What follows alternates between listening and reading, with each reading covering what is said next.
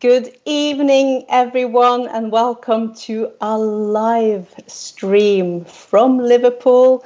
It should have been fancy camera, beautiful sound, Hotel TS bar in the background, but obviously because it is evening, everyone, and welcome to a live stream from Liverpool. It should have been fancy camera, beautiful sound, Hotel TS bar in the background, but obviously because it is evening, everyone, and welcome to a live stream. Sorry, we have some delays with the sound here. Fancy camera, beautiful sound, Hotel TS bar in the background, but obviously because it is evening, everyone, and welcome to a live stream. Sorry, we have some delays with the sound here. Camera, beautiful sound, Hotel TS bar in the background, but obviously because it is evening, everyone, and welcome to a live. Bear with us 1 second, please. Sorry, we have some delays with the sound here. Beautiful sound, Hotel TS bar in the background, but obviously because it is evening.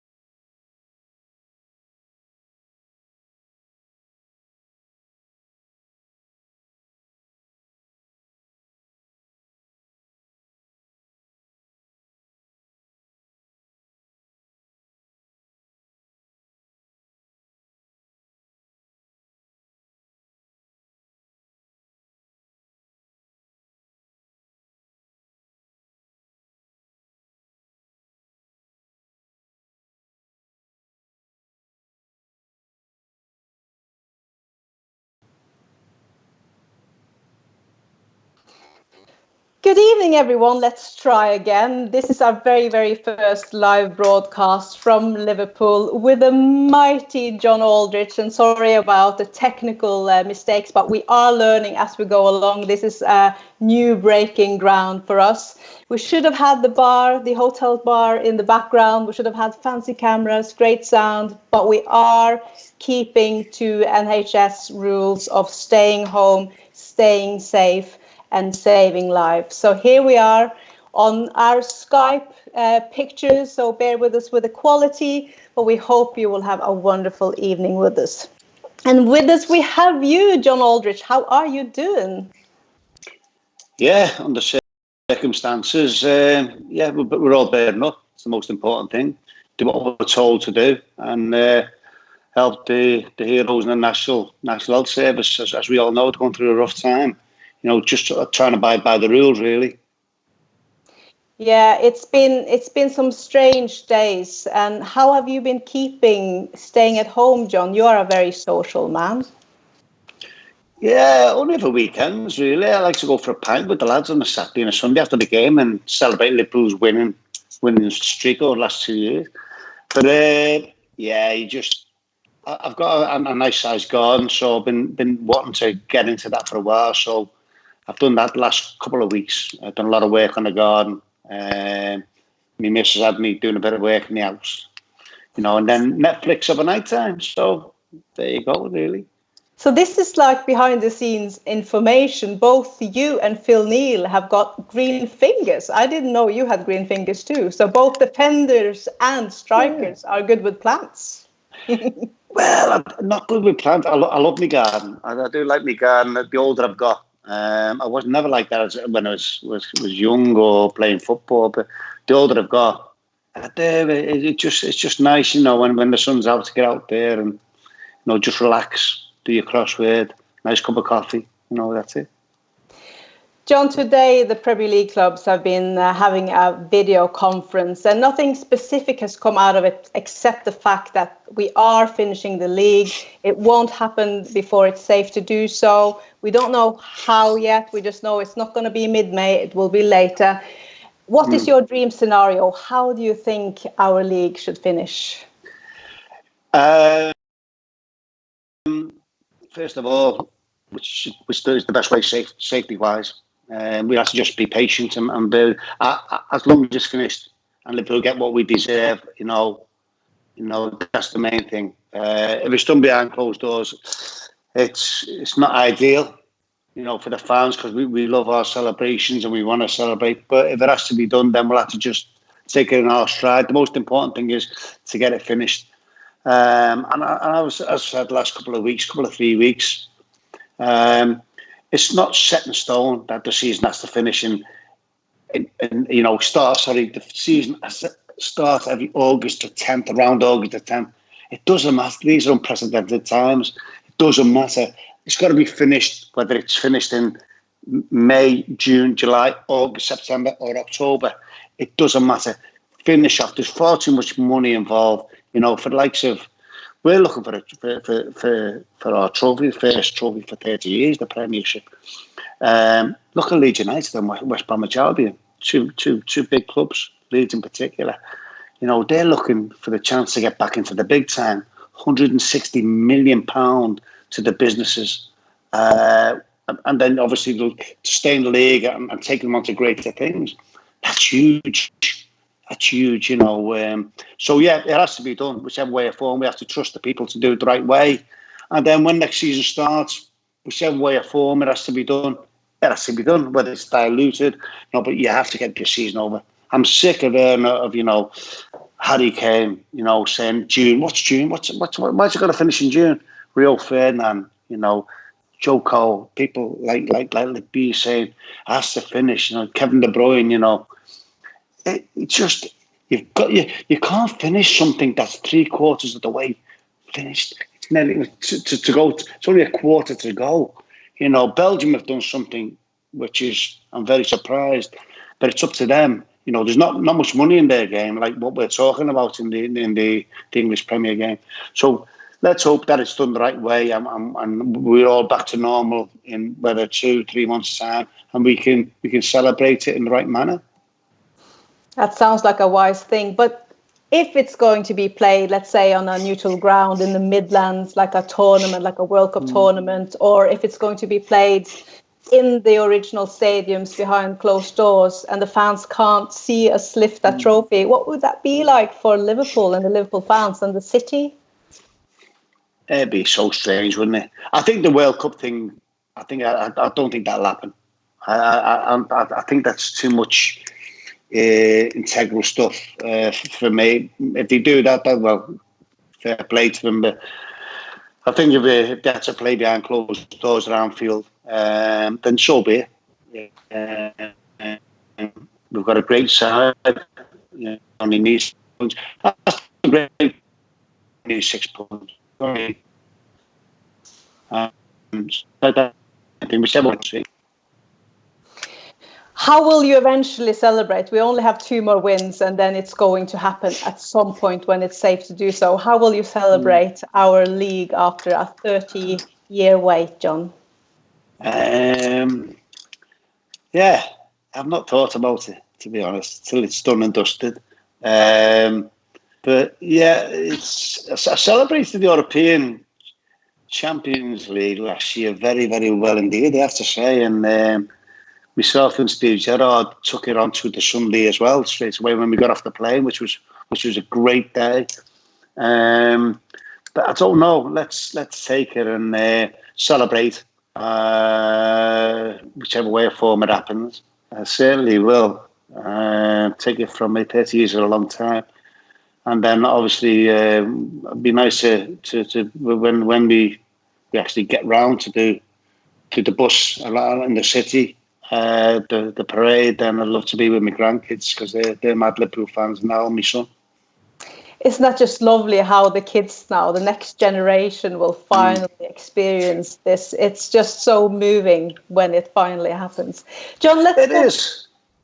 Yeah, the fact that, it's crazy because I was spoiled, coming from just down the road from Garson. I used to go to every home game in the boys' pen and the Cop, and I was spoiled. Liverpool were winning league after league after league.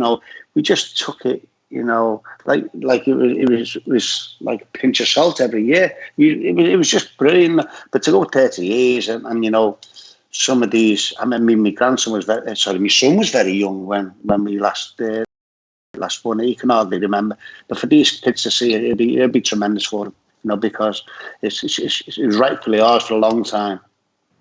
What is your first big memory of being a Red, John, growing up as a Liverpool fan?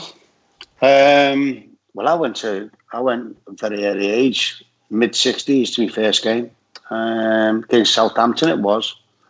I was in the old paddock. It was fantastic. I loved it straight away. The Cop, the colour and the velocity of the sound coming out, and the colour, the movement, everything. It was brilliant looking at the Cop, and then the game I got into. Loved Roger Hunt, and that was me. That was it. Then first game. I was brought up as a Liverpoolian with my dad, but until you go into your first game, you know what it's all about. And I was hooked. Hook, line and sinker, that was it. And talking about Roger Hunt, when you finally signed for Liverpool and you were due to play your first game in the dressing room, what did you do then? Yeah. I had to look in the mirror, which see number 8 on my back, which I made sure all the other lads like Jock Jansen and Rushy and all that wasn't looking at me, you know what I mean? Because I was delighted when I seen the number 8 on my back. Because, whenever I played, in Newport and Oxford, when I could demand the number on my back, I wanted number 8. Then to come to Liverpool when Kenny said, what number do you want to take, number 9, Rushy, or what do you want to do? I said, well, no. It was always my ambition to play for Liverpool and wear number 8 on my back after the great Sir Roger Hunt. So he said, yeah, you can wear number 8 shirt, we'll give someone else the number 9. And when you came to the club, it just clicked with the other strikers. Tell us why you worked so well with Barnsley and the rest First of all, you've got to give the credit to the management, Kenny and Big Ron Yates, who was the chief scout at the time, and the other people around it. In the room, because when Rushy's leaving and Kenny's just hung his boots up, it's a big ask to fill them goals, and the contribution from them 2 players, and for him to come up with this plan of, because Rushy was always played through the middle. Kenny was telling me played through the middle. When I came in, I had to be patient to be able to start games. And he said that I'm going to we'll play a different way with you. We're going to go into wide areas, get balls into the box. We know that's your forte, which, I was, at the time, was a bit aggrieved because I came to Liverpool. I know I was going to take Rushy's place, but I wasn't playing. I only started 2 games, one against Southampton, which I scored. We won 1-0. And the last game of the season, Chelsea 3-3, which I scored. And we drew, like as I say. But then I waited. The patience paid fruition because, obviously, I came in January. Barnsley came, and then Peter Beasley came more or less at the same time. And I went, wow, these 2 players, wow. Craig Johnson was on the right. But then he obviously knew about the way Ray Houghton and myself played for Ireland together and for Oxford. We had a great relationship. Like Peter Beasley and Barnsley did, for England. And it just gelled. We played pre-season. We played in Norway, a team in Oslo, and I remember we won 5-2 or 5-1 or something. I scored a hat-trick, I remember. But we were absolutely brilliant. And then I went, wow, this is going to be some special season, this. And it was. Barnsley was incredible. To be fair, the team was just, it was so good. You were supposed to play in that side. What was it with Barnsley that made him so good, do you think? Well, he had everything. He had pace, strength. He was really good in the air. From a left wing position, he scored nearly 20 goals every season, or 2 seasons I played. He just had everything, He was just, when he played well, which every game near enough, he was just unmarkable. He was just unmarkable, He was just incredible to play with. I have a question here from Mark. He asks you, what was the best player you ever played with? Oh yeah, it was John. Was it? For the Republic of Ireland, played with some great players like Liam Brady, Roy Keane in his early infancy. You had to say he was a really good player. Some great players, for Ireland. Barnes. There's great players. Jockey Hansen, what a defender he was. I played against him and with him as well. But Barnes, he was just electric. Peter Beasley was the guile and ingenuity of him. Ray Houghton, he had a great football mind on him, Ray. And I was just the boxman. I had to finish it off in the box, when it came in. So Barnes, he was absolutely is the best player. I'm just trying to think what it was like for you to come to Anfield, being a fan as a kid, and then finally having to play and score against the Kop. What was that feeling like? You can't put into words. It's just ridiculously good. My first goal was special because that's the one I was always dreaming of when I was a kid. And there was nothing on the game. It was against Southampton. Near the end of the season, we weren't really going for nothing. We were about 4th in the league, 5th in the league when I joined. And we beat them. I scored with 20 minutes to go in Danny Road end. And it's a really good header, to be fair, past Peter Shilton, the England goalkeeper. I'll never forget it. It was just amazing because I lost myself. I lost myself for a good 15 seconds, celebrating the goal. And then I was running back to the Kop end for the kickoff, and the Kop was singing my name. And I looked just above the crossbar of the Kop where I used to stand with my mates every single game, knowing that they were there then, watching me score in the Anfield Road end. And it was a special moment in my life. It really was the moment that I knew that all my dreams had come to fruition. I have a question from Leonard Jones, who says, tell us all the story of you coming on for Ireland in the World Cup. There's a lot of Irish watching you right now, John. Yeah, there was a great programme on RTE a couple of weeks ago. It's a documentary of Jack's boys. I played for Jack for 10 years and I loved it. Absolutely adored playing for my country. Great people. The Irish are great people. It's a great country. Passionate. Like Scousers were very similar to Irish. Irish and Liverpool were very, very similar in many, many ways. It was against Mexico. Yeah, I couldn't get it. He'd done a double substitution. I've told this story many, many times, and I couldn't get on because Jason ran on when Tommy Coyne and Steve Staunton come off. So we had 10 men on the pitch, and we were 2-0 down, and we were in this heat, and he wouldn't let me on. The ball didn't go out of play for some time, and two officials wouldn't let me on. And I just lost the plot. And it's, you go on YouTube now, you put it in, John Aldridge, Mexico, and I'm like the devil, it's words came out that I didn't even know how to my vocabulary, to be quite honest, SBCs, the whole lot came out. But I'm passionate about football, that's the way I was. And, it got to me. I did get on the pitch, I scored a goal. We got beat 2-1, but the goal was massive. It was the goal that got us through on goal difference to the last 16. So it was a big moment. It was a big, it was a big game for me, even though we lost 2-1. Why did you choose to play for Ireland rather than England? Growing up in when I was young, coming from Liverpool, I supported England and Ireland. I knew about my roots in Ireland, big time. The McNamaras, and they come from Galway and Athlone.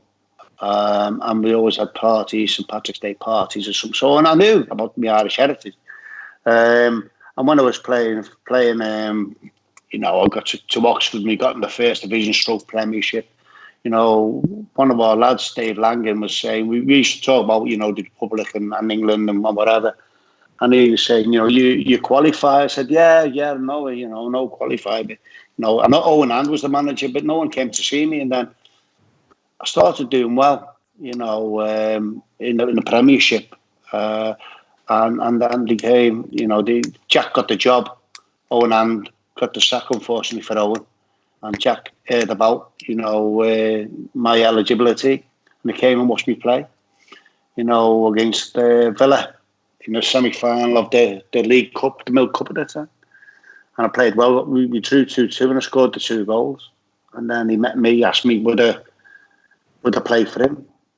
And I said, absolutely. And I said, to be honoured to play for the Republic of Ireland. So that was a big moment for me, because I played for 10 years, in the international scene, 69 caps. And it was the greatest 10 years to be involved in. The lads, for Jack, the World Cups, the European Championship when we beat England 1-0 and stuff. It was just an amazing time to play for Ireland and give the country what they deserve. Because Ireland wasn't in a good place when we joined in '86. Recession, there's no jobs, nothing, and then the football sort of, lifted the spirits of the people and made people aware about what Ireland was all about. The fans going to Germany and putting the place on the map, and all of a sudden people went to Ireland on the back of the football, and it just it blew it. You go there now. And the nicest people I met, you just go there, you don't want to come home, So anyway, it was a great move for me. I made the right decision, absolutely. And Liverpool, to be quite honest, I'm quite militant. We stand up for ourselves, as people know, like you talk about after Hillsborough. We stand up for what's right in this city, and we'll take no nonsense. And I'm proud of the people in Liverpool who do that, and they've done it time after time. The central government's never really looked after us, even now, with the council tax and what we have to pay. We've never been looked after. We've had to look after ourselves in Liverpool. So, you've seen the flags on the cup. We're not English, we're Scouts and all that. I know people criticise, but that's the way we are. That's the way it is. Look at Manchester down the road. They've been well looked after. Birmingham, London, other places. I remember the Tuxteth riots. I was just a throw from Tuxteth. I remember all that. So anyway, England was never really, I was never bothered about, I'm a Scouser, so that's the main thing. Well, Nigel Curran, he asks, how did it go down in Liverpool with your teammates that you chose Ireland over England? No, the people realise, you do what you want, you stand up for yourself and you make decisions in life, but we used to have a laugh, Barnsley and Peter, when England could never beat us. I played England on 3 or 4 occasions, 4 I think it was. We beat them once, 2 of them 3 times, and they could never beat us. So we used to take the piss out of them, what I mean? Tell us about the first time you won the league with Liverpool. What was that feeling like, and how did you celebrate? Yeah, we celebrated, all right. It was, to be fair, it was very similar to this year. We didn't win at a canter. Like the lads this year have made a mockery, an absolute mockery of the Premiership. They've torn it apart. Ridiculous, absolutely, streets and streets ahead. We were ahead. We knew we'd won. We knew in the back of our minds around about Christmas, no one could really beat us. No one could, take it away from us. But we were level-headed and we kept our feet on the floor. And we kept on going and going and going. We beat Tottenham at home 1-0 to lift it. There was about 4 games left, I think, after that. And we went into town to this big warehouse and we filmed the Anfield Wrap afterwards. I'm pretty sure we filmed the Anfield Wrap with all our tracksuits and all that. So we went went the players' bar. Then we went to this place and we'd had a few bevies and a few more bevies, and then we done the filming. It didn't take long, and then we went into town. A place called Labato, I think it was called. We ended up in Labato. I don't know. I think Ronnie was there with us and Steve and Matt. I think we were the last three. Ray out maybe the last four. About for the hours and one, but I couldn't remember much of it, to be quite honest. But it sounds like fun. The lads ahead of you, during the 70s, and the early 80s, they were not really celebrating the league titles. They were just coming all the time, and they were told by Paisley to just stick or Moran actually, just stick the medal in the pocket and forget about it. What was it like in your time with Kenny?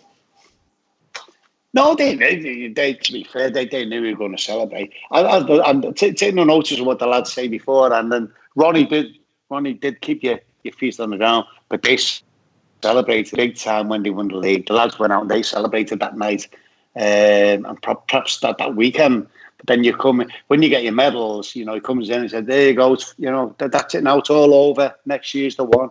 But he was very good at that running around. He kept everyone's feet on the ground. Mark Slater, he asks you, what was your favourite goal for Liverpool? Many. There's many. The first one was special.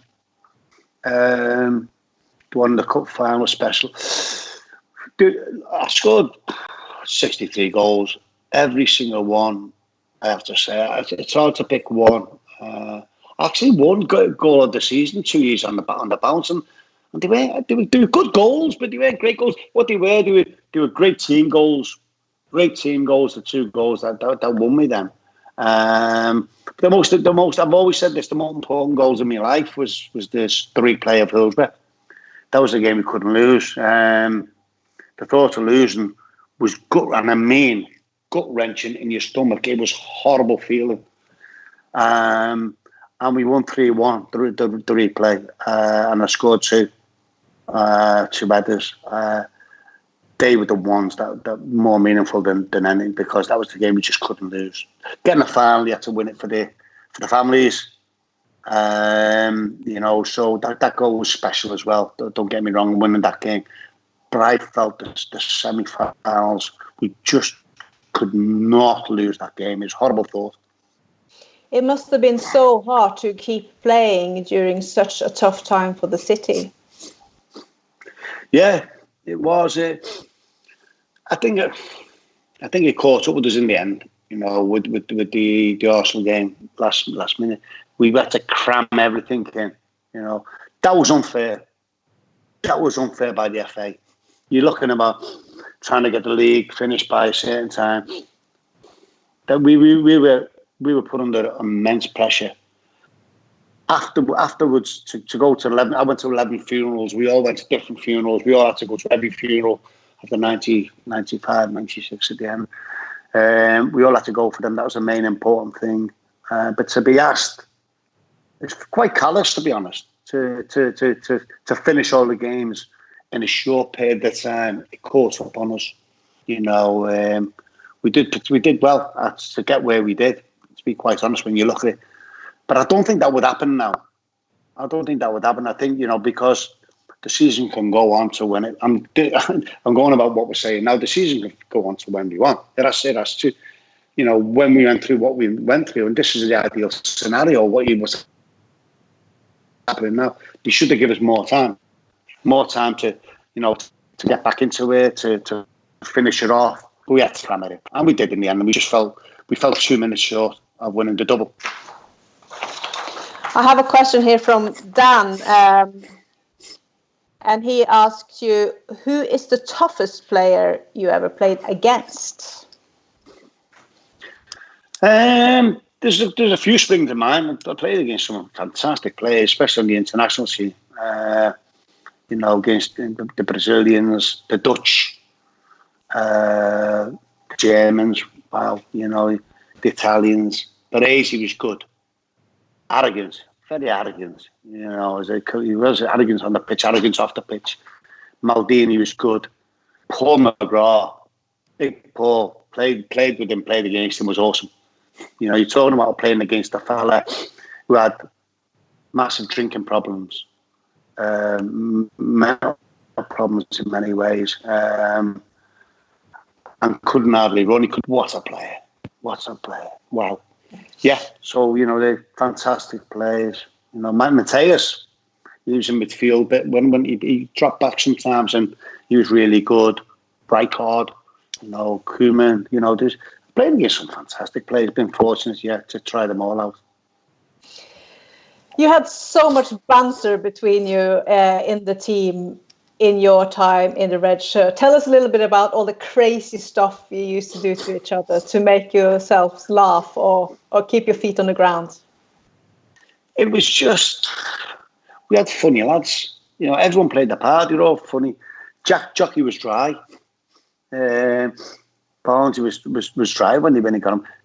Steve McMahon was mad, funny mad. Didn't care what he said, Macca. He just didn't care. He just come out with it. Ronnie was funny. You know, we all had. They all brought something to the table. You know, Steve Nichol was the one. He kept us all, you know, amused all the time. He was just hilarious. You know, he's a great lad. He's a great lad. I think if you asked all the lads in our team who was a favourite player, you know, to be in the dressing room, Steve would get the nod from all of us. And why? Why made him so crazy? He's just nuts. He's just nuts. He's just crackers. He was just a funny lad. You get things wrong, you know. You know, his name. We used to call him Bumper because he got, when he used to try and get into a club, there was a bouncer, you know, and he called them Bumpers. So that stuck, obviously, Bumper. But he was just funny, and he even when he didn't mean to be funny, he was funny. Great lad, great player, and he asked the wrong things, drank all the wrong things, and he was just an athlete. Yeah, because you guys could drink after the games. It's a total different game now.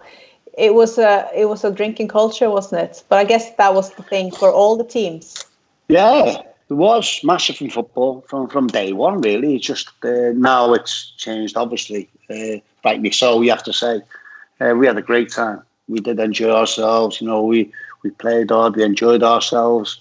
But yeah, after the game, you know, it'd be a race to get to the bar in the players' lounge, free ale. Meet your family and friends. Nico would win it every time. And Nico was there first all the time to get 3 or 4 pints down his neck before he left. It was a great bar. It was a really good bar, that one. So yeah, it was a bit mental. Then lads would go out on a Saturday night with your wife. Then Sunday, you know, was the lads' day, wasn't it? You know, you used to go out with your mates on a Sunday and then train as normal on the Monday morning. Then you wouldn't drink in a week. Unless you had a game on the Tuesday or Wednesday, you'd have a couple of beers after the game. You know, if that, sometimes some lads used to not drink in a week at all. You know, but the drinking culture was over a weekend. You know, big time. It's never changed with most of us because, you know, we're very fortunate now that the club are very good to us and, you know, look after us on a match day. We do hosting, and it's great because you got, you know, Ian Callahan, who he's like Peter Pan, Callie. So adore him. He's such a great gentleman. Like all the old school are. You know, we meet at the game. We'll have a meal, a glass of wine. You know, then have a pint. Just a one and a half. What you have after the game together in the Carlsberg Lounge, which is great. You know, so we got like Cali. You've got lads from the 60s, the 70s. The 80s, 90s, you know, and it's brilliant. We all get on really well, and you know, we have a good chat during the game as well with each other. And it's super. It's a great day out. I have to say, welcome. Especially the way we've been playing as well. Obviously, I just want to say welcome to all our new listeners and viewers. We are streaming live right now from Liverpool. John up in Woolton and me in Allerton. My name is Ragnhild Lund Ansnes, and I'm one of the co-owners of Hotel Tia, and I also host all the legend events at Hotel Tia. And John Aldridge is our very special guest on this first live stream, where we are fundraising for the lads who've lost all their work now when the football is off, all the legends, and also to try to help Hotel Tia through a very difficult time. We have lots and lots of expenses running and absolutely no income. So we just want to try to keep floating while this pandemic is ruling the world. And also we are fundraising on these streams to the food bank in Liverpool, who desperately needs all the help it can get right now. So if you're able to, I know it's tough for many, and then don't worry at all. Just enjoy our live streams and take it as a gift from us to you. But if you can donate a little bit, then please do so on PayPal or Vipps if you are in Norway. And thank you to everyone who's been donating so far. We really appreciate it. John, I have a question here from Matthias Sjöqvist in Sweden, where he says, in Sweden, we call John for the man who was bought too late and sold too soon. What do you think of that? That's nice. I like that. Do you know what? That's a first. I love that. That's really nice. I bought too late. Yeah, I was getting on a bit. I think it was 28, 27 maybe. And I did slip through the net when I was young. I trialled to get an apprenticeship with Liverpool. And a funny story down the road about that. But yeah, when it came and I grabbed it with both hands, I thought, well, this is me time. And I played 104 games and I scored 63 goals, which is not bad. And then can you let me go? That hurt. That really, really hurt. So that's something nice. The way he's put that across, yeah, I was sold too soon. I was sold because I went to Spain and I done really well in a tough league, very defensive league. I done well there. I came back. I scored 40 goals in my first year with Tranmere when I was 30 going on 33, and then I continued scoring goals. So I know I could have played for Liverpool till I was 35, not a problem. With the players that we had around us, but it wasn't to be, unfortunately. I must thank the listener for that. That's nice. That Matthias, yeah, because you scored so many goals. Some people forget. I mean, you are the 6th highest in the history of English football in terms of scoring 330 league goals, which is just incredible. And, the scoring rate for Liverpool was just immense, how many goals you scored per game. And I have a question here from Alan Coyne, who says, John, are you still the only player to score a hat-trick in all 4 divisions in English football? I'm not sure. I'm not sure about that. It's true, I have, yeah, all 4 divisions, yeah, with Newport. I scored a couple with Newport, 3 maybe. Oxford, I scored, yeah, and the 3rd, the 2nd, Liverpool, yeah. I don't know. I think there might have been someone else that's done that, possibly. I'm not too sure. But that is correct, yeah. The only team the only thing in Spain, I never got a hat-trick for Sociedad. I scored 40 goals in 76, and not one of them was a hat-trick, which was strange. It's still decent, I have to say. Yeah, that was nice. Yeah, the goals against Barcelona was nice when I played for them. I scored loads against Barcelona. That was to play. 3 times I played in the Camp Nou and scored 2 goals in each game. 2-2, I scored 2. 3-3, I scored 2. And last game we won them 3-1 and I scored 2. That's something that's special. And a ground like that, it's a fabulous ground. Well, talking about Barcelona, we have to talk about the replay at Anfield in the Champions League, where you were commenting, because Kevin Hassett is saying, what was it like commentating on that famous Barcelona match, 4-0 match? Because a lot of us have seen YouTube clips, and if you haven't done it yet, please go and have a look. When Aldo absolutely loses it. It's about a year ago, wasn't it now? Yeah, the time has gone so quickly. How did you feel? Lost the plot. You lost the plot, and we love you for it. What date was that? It was around about a year ago now, wasn't it? Yeah, April. But it was one of those, because I got up in the gantry with Steve. Now we've always got to get in there now before, because of health, health and safety. regulations. So got there, and I didn't expect nothing. I just thought, give a show, give it a go. Don't go out without a fight. And then it started off as it's a great game. Wow. Then we got the first goal. I thought, oh yeah, get in. You never know. A little bit like Istanbulish. The first one goes in, you go, oh yeah, but you're still not too sure. And then the second one goes in, I went, no, because I know what it's like. Then that's when the pressure's on Barcelona, because we had the momentum. And then the third one went in. You just, this is ridiculous. But you're still in the back of your mind. You're still scared because Messi's there and Suarez is there, and they might get the away goal. And then I missed the fourth goal because we got the corner turned. The next minute, I heard everyone run. I just seen the back of the net, and you just. But it's in me, see, because when I was a kid, I'm in the boys' pen, and in the Cup or my life when I scored. It's just Liverpool's. I can't put it into words, but Liverpool's really special to me. Because it's what I've had all my life with my family. It's always been there, even when I played for other teams. Come quarters of 5, when the match is over, I'm running to the radio to see how Liverpool got on and who scored, and that was it straight after the game. So it's in the blood. And it was just so nice how it was a local Scouser who came up with that corner taken quickly. Trent this season, and he just been phenomenal. And he can get better. That's a great thing. He's only a kid. Yeah, he's had a lot of praise from the highest. From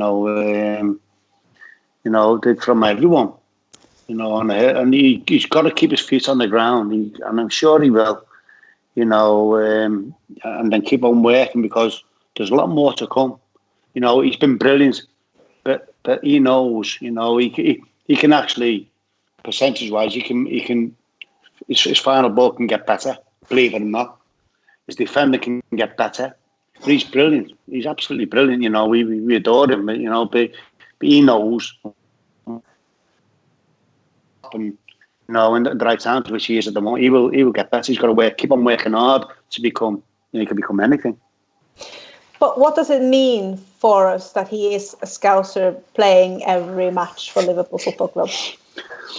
Yeah, it's important. It's so important to have someone pivotal who's from the area. For me, we were very lucky to have Cara and Stevie all them years. That's really important. We've always had more over the years. Robbie, as such, and it's great. You have to have them for me. Let's hope there's a couple of other young lads. I know there's some really good talent in the academy. It'd be nice if we can get a couple of other local lads for Curtis. Now Curtis Jones again. He can be anything, lad. He's just unbelievable at times. I'm watching him now playing for the under-23s. And wow, the first team. He's on a different level to them lads. He's got so much, but he's got to work and work and work, because he can become something special without a doubt. And he seems so mentally strong as well. Closer would be nice.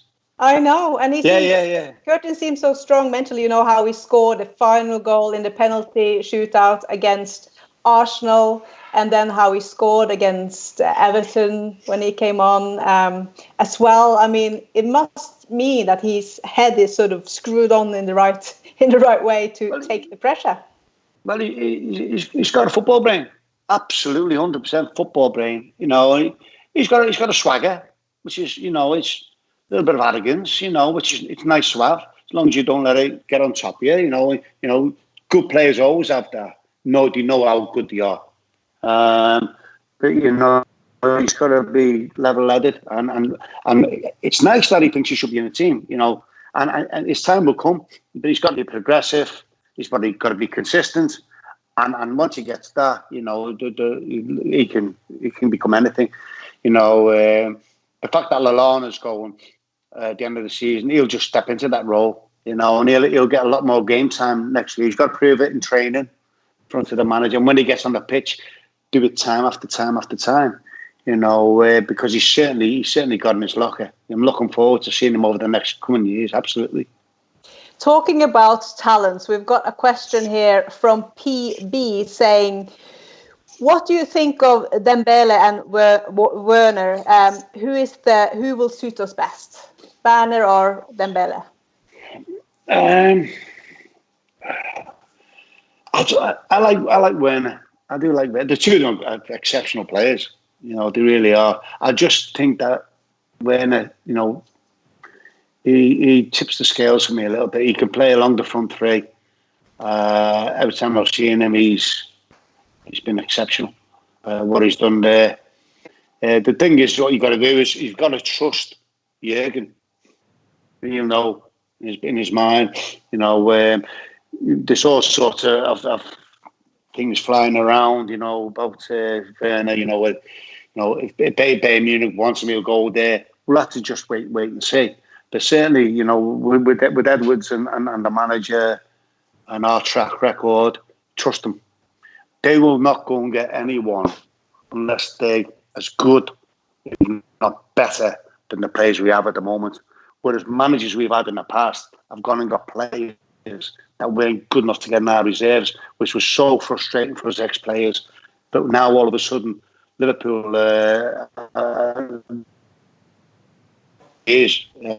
I've been going out and getting the right players.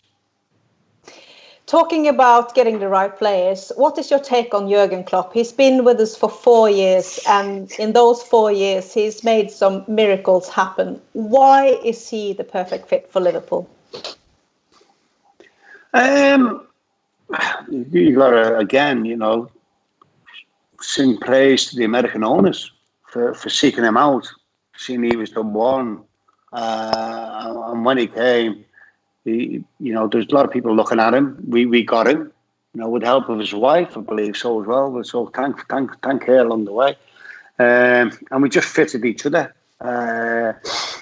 He's an absolute delight for someone to own and to have him at the helm, because he just ticks every box. There's no arrogance. What you see is what you get. Like Bill Shankly, and he's probably done his own work on Bill Shankly, but he was that way anyway. There's no slant. You say it as it is. And he's a great coach, great manager, as you see with the players. Even when you're not in the team, people want to play for him and don't fall out with it. It's very hard to do, take it from me. And yeah, we're very special. He's special manager, and we're very, and he's very lucky to have us. Exactly, and he's such a good hugger by the looks of things. I am desperate for a Jurgen Klopp hug. Have you got one yet? Yeah, I did. Oh, yeah, I did. Yeah, it was nice. Yeah, I think it was at Lucas's going away party. I got asked to go. Lucas was a friend, lived down the road, and we had a great night. And Jurgen came over. Getting a nice hug. Yeah, it was good. Yeah, I don't like getting hugs off fellas a lot, but Jurgen you've got to have a hug in your, haven't you? Of course you do. I mean, even the whole opposition lines up to have a hug from him after they lose. I mean, it must be good hugs. Definitely good hugs. Yeah. And while we are talking about parties, I'm just going to raise my Liverpool glass here and say a little toast to everyone who's watching tonight. We are hoping you are enjoying yourselves live with John Aldridge. John, didn't you bring us on Miguel? You were threatening to bring us on Miguel. No. Do you know, I've had a drink for a month now. You've been out of a drink for a month. Yeah. I went out once on a Friday before everything was closed, and had a few pints. But I've been off it. I've had a few, but for a month now. So my liver's been revitalised. So I'm on the water. So cheers for a fresh liver. And for absolutely, and nice cheers to the National Health Service and everyone out there who's doing what they can. Absolutely, 100%. Yeah. Well, talking about partying, I've got a little question here from Tagi, who's enjoying himself up at Hotel Tia, one of our owners of Hotel Tia, and he's on the chat. If anybody has had a little chat with him, and having a great time, and he's asking you, Aldo, what is your best memory from the Legends weekend in Flora? I've got no recollection, to be quite honest, because we were pissed most of the time. Oh dear. You know what? It was good. No, Taggy sorted that. It was a good laugh. To be fair, it was a good laugh because we got there on the Friday and he looked after us too much on a Friday because we had to play the game on the Saturday. So we played the game on the Saturday, and then afterwards they had the band on. We went to see the band and got looked after. And great weekend, I have to say. It's absolutely great weekend. Both times. One occasion, me and Tom had to leave straight after the game on a Saturday. We had to drive from Floro to Oslo. Don't do that. If anyone ever does that, don't do it. It was so when we started off in the car with the taxi, we were saying the views, the landscape, a glacier. We went past the glacier. I went, wow. After 3 hours, I went, the views, Tom. We went, don't talk about views no more. I'm sick and tired of being in this car. It took us about 6 or 7 hours, it was. But we even went on a boat across a fjord. It was it took us forever to get there, but we got there in the end. But we've had 2 great weekends there in Flora. Brilliant place, lovely people. That is definitely sure. I can agree on that. Some fantastic days have been spent in Flora. I've got a question here from Paul who says, your goal against Tunisia, is that counting as your first goal for Ireland? Because if it does, I was there, he says. Yeah, it was. It was. It took me ridiculous. It took me 19 games to score my first goal for Ireland because I wasn't a forward. I was such a centre forward. I was a runner. I'm not going to bore people with the technicality of the way we played under Jack Charlton, but it got into me. Every other team I played for, I wouldn't go any more than 4 games without scoring. But Ireland, I got a nightmare to get my first goal. Then I got my first goal. I scored one in every 2.3 games afterwards, which was the way it should have been going from the start. But it was Tunisia my first goal in a friendly. You know how Firmino was struggling to score at Anfield this season, and how Salah has had some spells where he's been trying and not really scoring. How do you level your head out when you are a striker like yourself and you're not scoring for a while? How do you get back into the game? How do you work mentally? It's a psychological thing, it gets you. It's just hard. It just gets you. And the one thing I'll say about Firmino, who, great player, really respect him. This year he stayed out the box too much because he didn't want to miss the chances. That's not the way to do it. It's keep on missing them because you're going to score along the way as long as you get into the areas. Keep on getting chance after chance. One will go in. So it was playing on his mind, big time. And when you get like that, the goals look smaller, and the goalie looks bigger, and you need one to go in off your backside. You need just to get a spawny one. But he did get a really good goal, in the last game at Atletico Madrid. Just a pity that it stopped. He's had no luck this year, but yeah, for a player to go so many games at Anfield, it's pretty crazy. But he needs to get in the box all the time. Doesn't matter about missing the opportunities. And he's missed some sitters this year, but it hasn't cost us. So no harm done. Who is your favourite player of all the Liverpool players right now? That's hard, That's hard because, you look at them, we've got a goalie, the best in the world. We've got the best centre-half in the world. We got Scouser right back, who's a Scouser, so, we've gone aside, didn't it? Robertson, wow, he's just incredible. Jordan, what he's done this year, the 3 strikers, come as strikers. But you know what? It's Van Dijk is pretty awesome. Henderson, 2 fullbacks. It's hard. I couldn't pick one. I'm split. This year, I think Jordan's been our best player this year. I also have a question what you actually think of Jordan Henderson as the captain. Some people think he should be the player of the year for what he's done and his leadership and how he's grown as a leader, coming in after Steven Gerrard, the longest serving captain of Liverpool of all times, and then to have to fill his shoes. What's your take on Jordan? I think he's been brilliant. He's been exceptional this year. Player of the year, yeah. I've always been, when he first came, I have to say, I didn't think he'd fit the bill. He wasn't good enough. He'd said himself, Jordan, he played right wing, to be fair. He's out of his depth out there. But he stuck with it. He watched Steve. I think he learned a lot from Steve. And then he went in the middle and they could say, all of a sudden, he got the belief. He got the belief in himself that he could do this. And then he just flourished. He just flourished and got the captaincy. That helped him.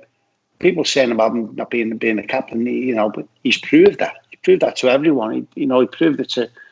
Maybe he wanted to prove it to himself first, but he's proved it to everyone. He's been amazing this year. Wow, and people don't realise when he's playing these crossfield balls, he's delving, and he's told by the manager to do that. He doesn't do it like him, like he wants to do it himself. He's doing it for a purpose, to get the opening, to get the final pass through. And to be fair, he's done that a lot of times. He puts great balls into the box. His final ball's really good. And he's been tremendous this year. Yeah, I'd love him to get it whenever it does happen. That's going to be late as well. But, I'm pretty sure he'll get it. You've already talked a little bit about Firmino, but what about Salah and Mane? What's your take on them? I think a striker, the most consistent one this season. I think Salah. The three of them are great. You can't say nothing bad about the three of them, even though Firmino should score more goals, and to be fair, Salah should score more goals. But he's still top goal scorer. He's right up there with the top goal scorer. He sports that he is scoring 47. You're thinking, wow, he's never going to get to them heights again. But the three of them are brilliant.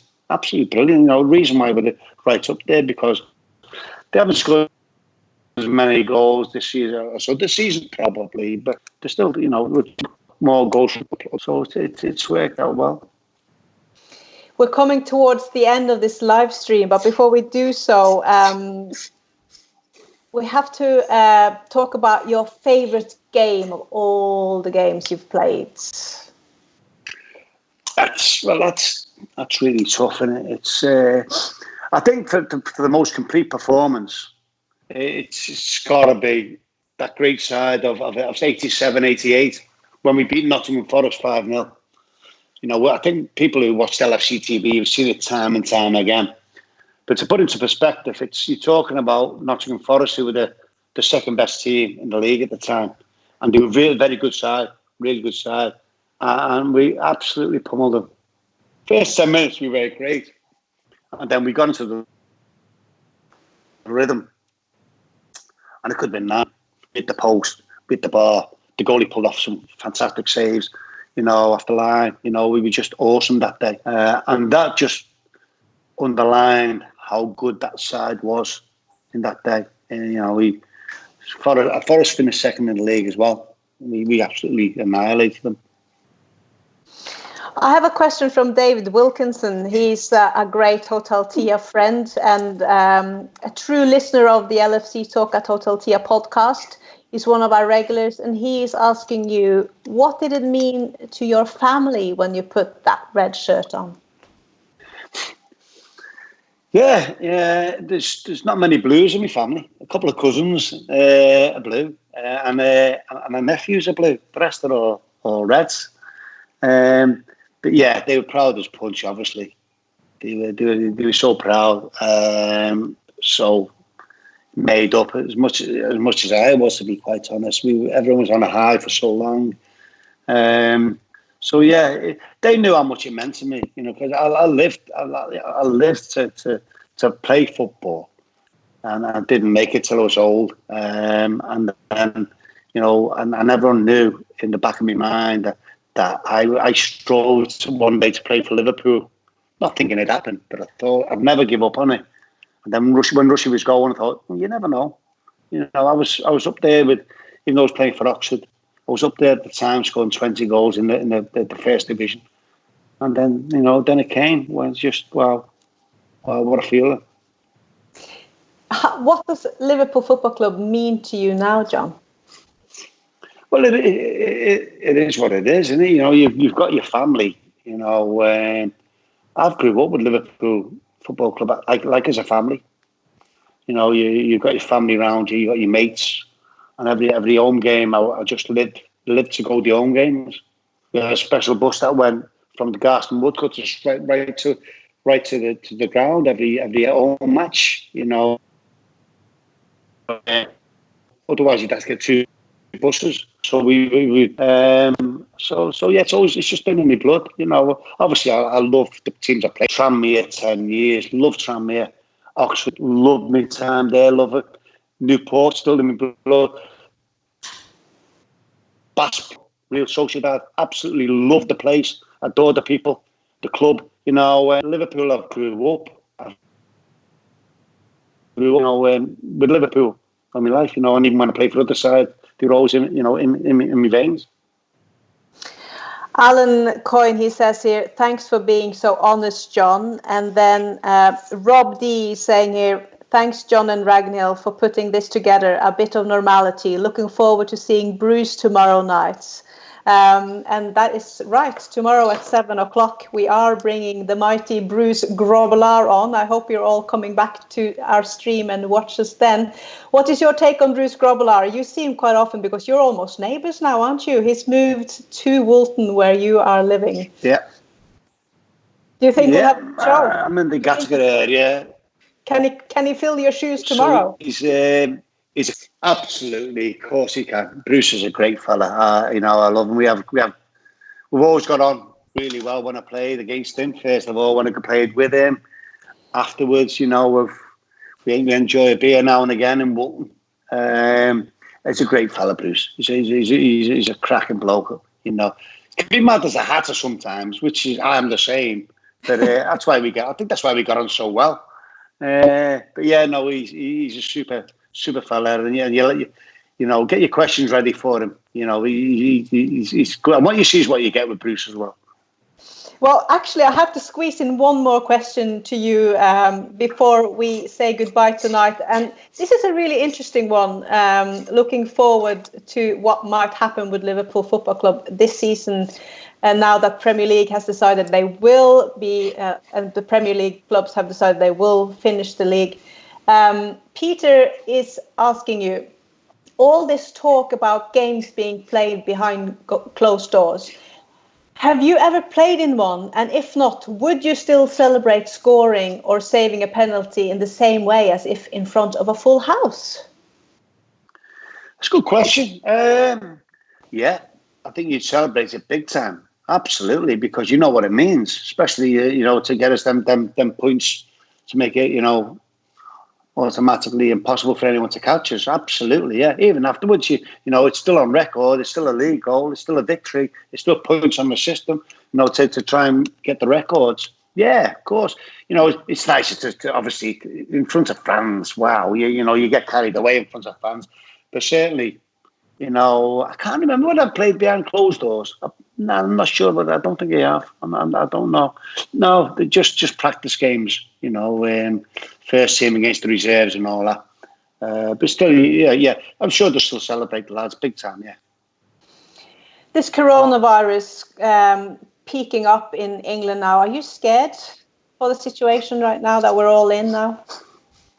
No, I'm quite positive about it. I'm scared for people who, you know, for the elderly and people who are susceptible who might get it and, you know, die. You know, my brother-in-law, he's been in for 4 days now. He's 58.